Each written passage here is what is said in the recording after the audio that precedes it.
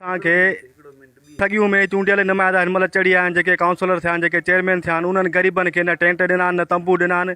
जिन खे अजा बि न आहिनि उहे वीचारा वेठा आहिनि पंहिंजे हिसाब सां अलाह जे लीके में।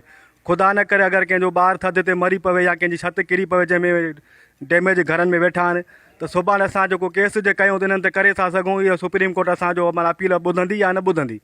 पाकिस्तान जे कानून में इहो आहे जो असां हिन जे मथां को एक्शन खणूं त खणी था सघूं। यूसी सॻियूं में जेके चूंडियल नुमाइंदा आहिनि उन्हनि ग़रीबनि खे कंहिंखे बि हुन हक़ी जेके आहिनि उन्हनि खे न टेंट ॾिना अथनि न तंबू ॾिना अथनि, जेके हुन खां रोज़ु घुर पिया था कनि। असां समेत हुन खां असां डेली घुर कंदा आहियूं त भाई असांखे ॿियो कुझु न सिर्फ़ु तंबू जो राशन वञी तव्हां जंहिंखे वणे तंहिंखे ॾियो।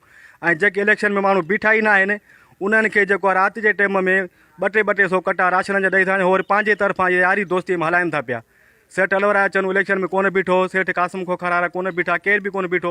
सभु कंहिंखे पंहिंजे हिसाब सां ॾियनि था। असां हुननि खे घुरूं था, असांखे ॾियनि बि कोन था। सिर्फ़ु असांखे तंबू जी ज़रूरत आहे हिकिड़े जी। ऐं मूं समें कई ग़रीब आहिनि जिन खे तंबूअ जी सख़्तु ज़रूरत आहे। असांखे छतूं न आहिनि। असां हिन खे रोज़ु अपीलियूं था कयूं, रोज़ु घुरूं था। रुस्तम मलाक में 2 टे चकर असां घुरियो आहे त उहो चए थो राति जे टाइम अचिजां, तोखे मच्छरदानी ॾींदासीं या कंबल ॾींदासीं। वञूं था उहो बि कोन थो अचे। हाणे मच्छरदानियूं कंबल असांखे जेको आहे छती जी ज़रूरत पूरी कंदा।